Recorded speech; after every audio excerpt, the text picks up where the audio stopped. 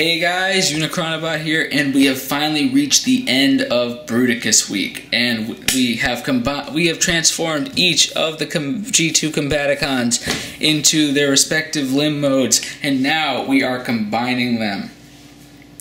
Get ready, because this guy's gonna get tall. Alright, so let's take the body and transform this guys.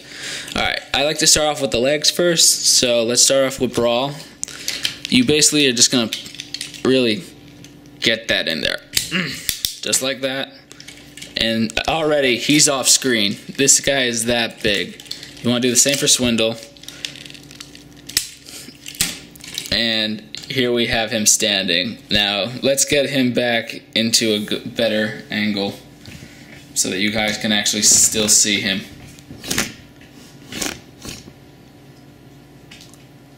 Yeah, there we go, much better. But yeah, as you can see, you could already see how monstrous this guy really is. It's really badass, actually. So next, let's go to Vortex and just get that right in.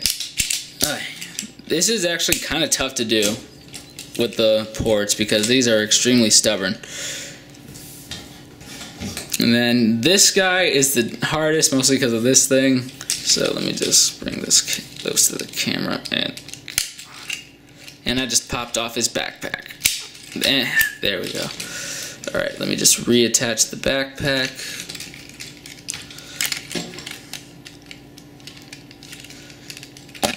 And, oh shoot, that disassembled too. That's not good. And here we have Bruticus in his monstrous final form, and I gotta say, I love how this guy looks. He is a beast and just awesome. I mean, like, as ridiculous as the G2 paint job is, it just makes him look even more epic, and I love it. I especially love the face sculpt right here. I love the glossy black. I just love everything about that face. It is sinister. What I really like is when we were seeing photos of the prototype, they made this solid yellow and it looked terrible. I love that they fixed it and made it purple. Makes him look so much better. Oh, and to those who dislike the karate chop hand, you could fix this by giving him his sonic blaster, because when you peg it in, I'm trying to do this without knocking him over. Come on. Come on. Come on. When you plug it in, there, you can't even see it anymore.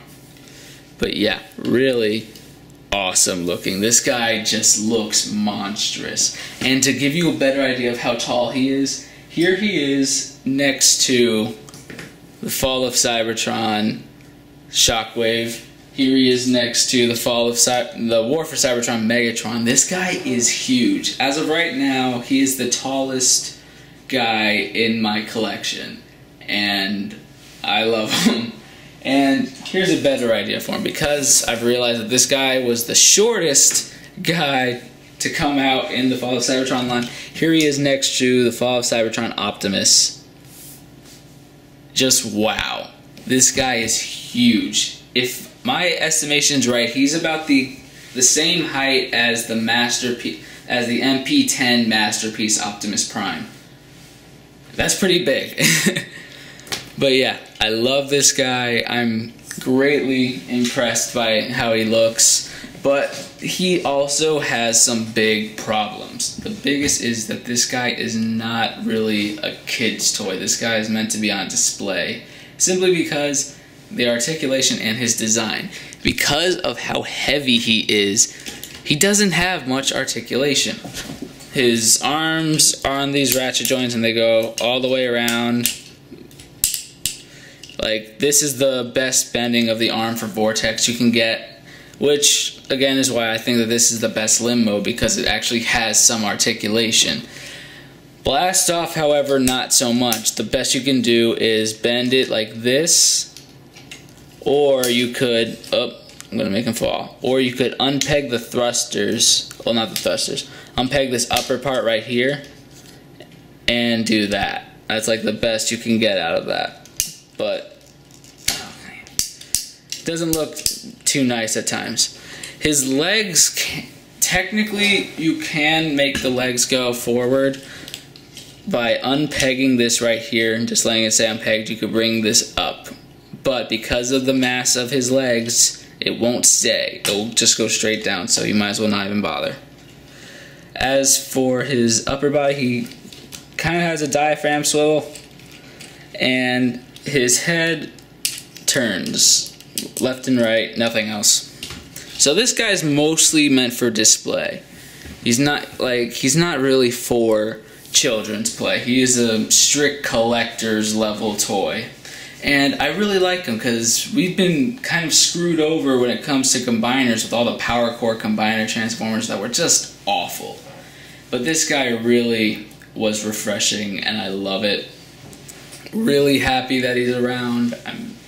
I especially love this paint job. And for those of you who missed out on the San Diego Comic-Con version, this is one of 5 versions we're getting. We have the San Diego Comic-Con in-game color version, we have the G2 version, we have the retail Skittles version, we have the Takara Tomy one, which is actually G1 based, and we're also getting the retool, which is Ruination. So there is no way you can miss out on getting a version of this guy. But when it comes to prices, this guy and the retail version are your best bet. Big Bad Toy Store currently sells him for the cheapest at $59. That's where I got him. So I gotta give a shout out to Big Bad Toy Store for being able to be so affordable.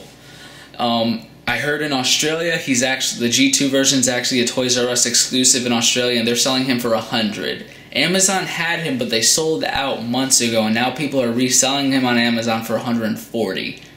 The San Diego Comic-Con version is about $300, and the Takara Tomy G1 version is actually around $200. So when it comes to prices, I say if you want to get one that's like unique and really awesome, and so go for this guy. Big Bad Toy Store will not disappoint you.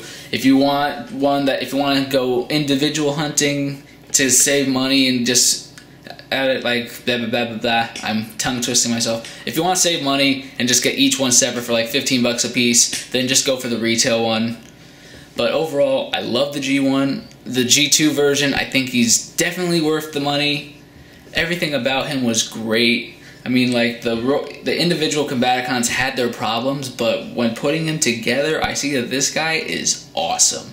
And I'm glad I have him in my collection now, especially since he's now the biggest, well, not even the biggest, the tallest Transformer I have at the moment.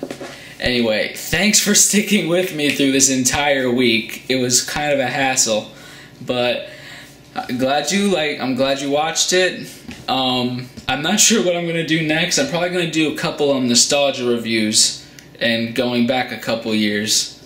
But thanks for watching. This has been Unicronobot, signing off.